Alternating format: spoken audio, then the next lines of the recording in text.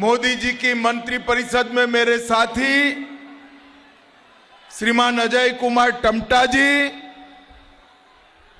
श्री कृपानाथ मल्ला जी, यहाँ के लोकप्रिय सांसद महोदय श्री कल्याण गोस्वामी जी, जिला अध्यक्ष भारतीय जनता पार्टी श्रीमती मून स्वर्णकार जी, उपाध्यक्ष भाजपा श्री गौतम रॉय, पूर्व मंत्री आसाम सरकार श्री मानव चक्रवर्ती, अध्यक्ष एचएमबी श्रीमती तुलसी रॉय, अध्यक्ष लाला टीसी श्री गोविंदालाल चटर्जी, पूर्व जिला अध्यक्ष श्री सुब्रतनाथ चटर्जी, पूर्व जिला अध्यक्ष श्री राजेश गुप्ता, दिल्ली के विधायक, और आज जिनको जिताने की अपील करने के लिए आया हूं, हमारे हेलाकांडी के प्रत्याशी, आगे आओ मिलन, डॉक्टर मिलन दास के लिए जोर से ताली बजाइए जरा। और अलगापुर से श्री जाकिर हुसैन जी आए हैं, एजीपी के प्रत्याशी है, जोर से ताली बजाओ जाकिर हुसैन जी के लिए। और आज इस विशाल जनसभा में आए हुए प्यारे भाइयों, बहनों, माताओं और मेरे जिगर के टुकड़े जैसे युवा मित्रों, आप सभी को मेरा राम राम।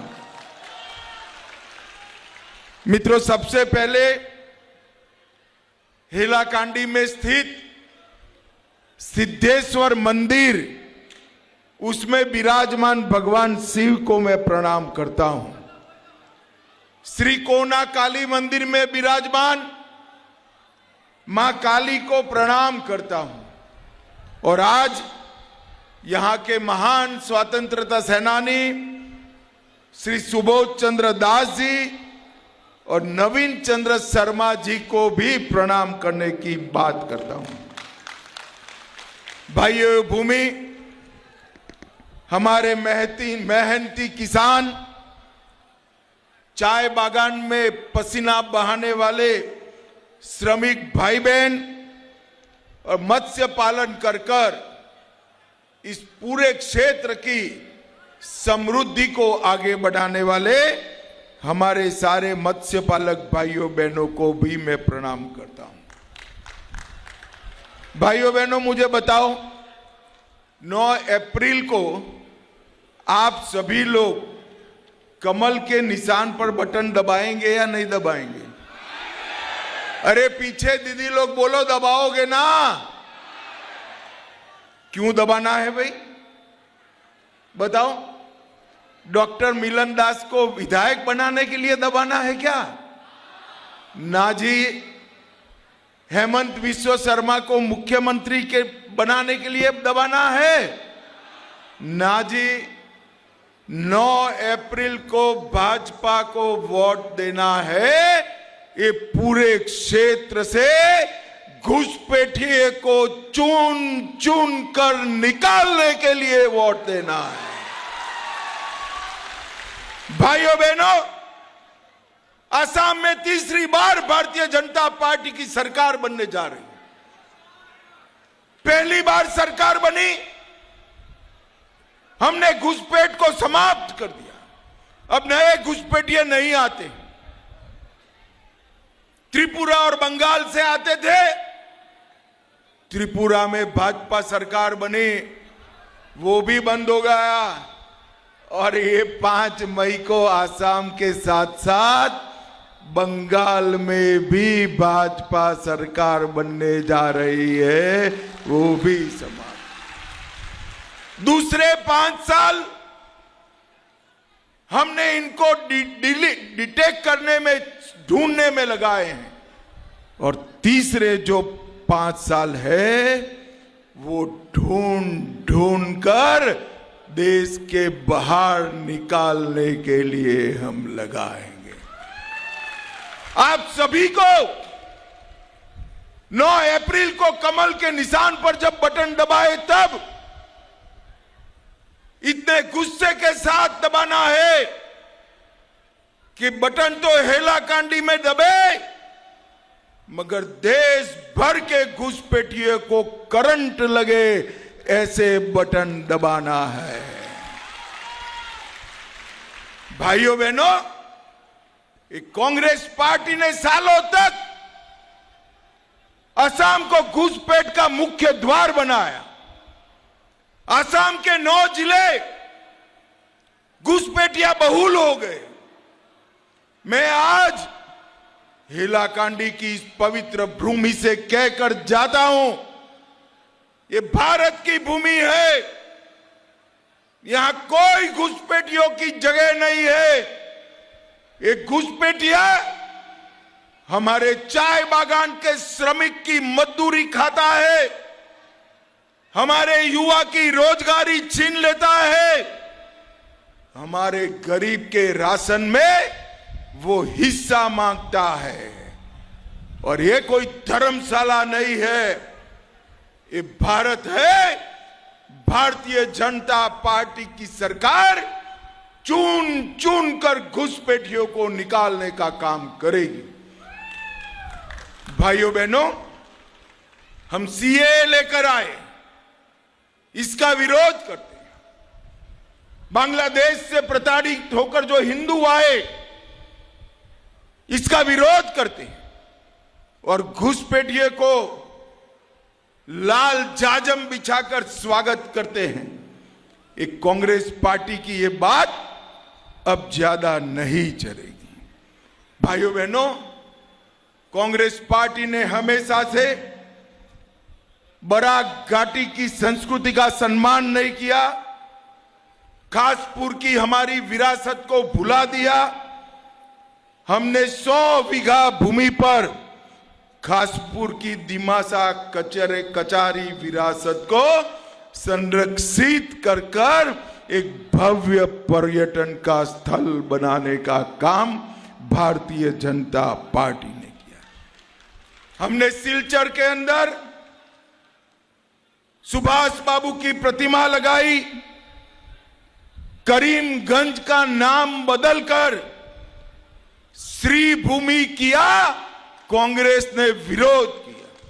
मुझे बताओ हेलाकांडी वालों, करीमगंज का नाम श्री भूमि किया, इसका आप समर्थन करते हो या नहीं करते हो?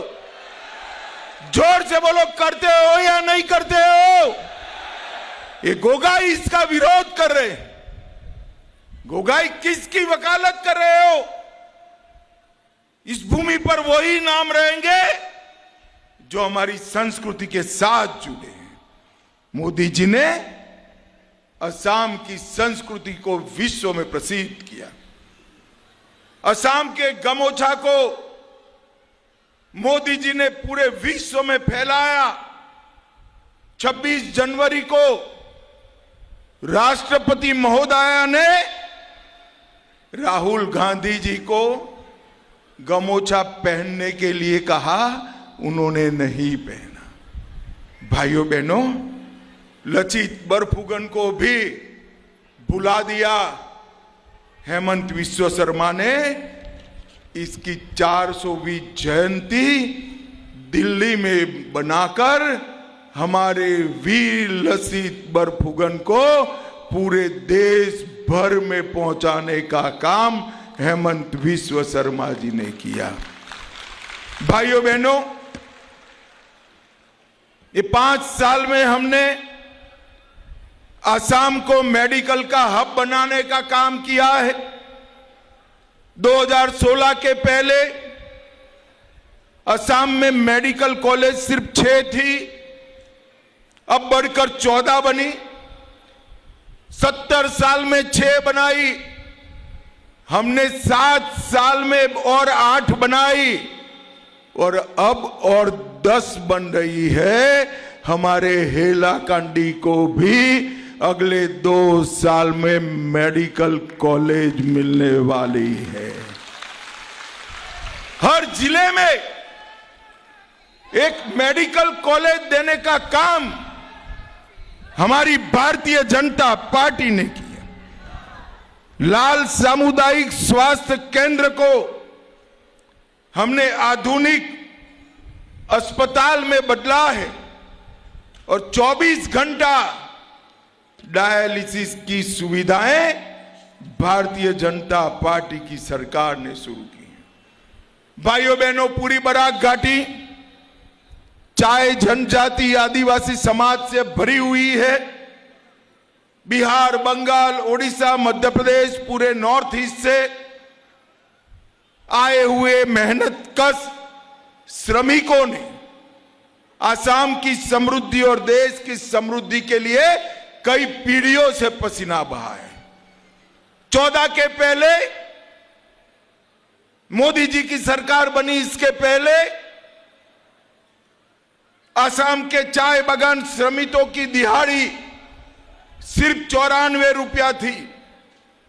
हमने इसको 258 तक पहुंचाया है और अगले 5 साल में हरेक चाय बागान के श्रमिक को 500 रुपया दिहाड़ी मिले।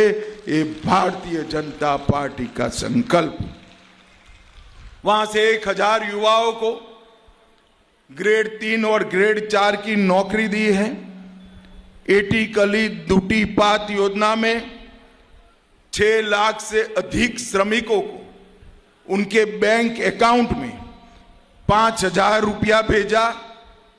120 मॉडल स्कूल चाय बागान में भारतीय जनता पार्टी ने बनाए और 13 मार्च को 707 चाय बागानों के 3.5 लाख परिवारों को भूमि का मालिक का पट्टा देने का काम भारतीय जनता पार्टी ने किया है।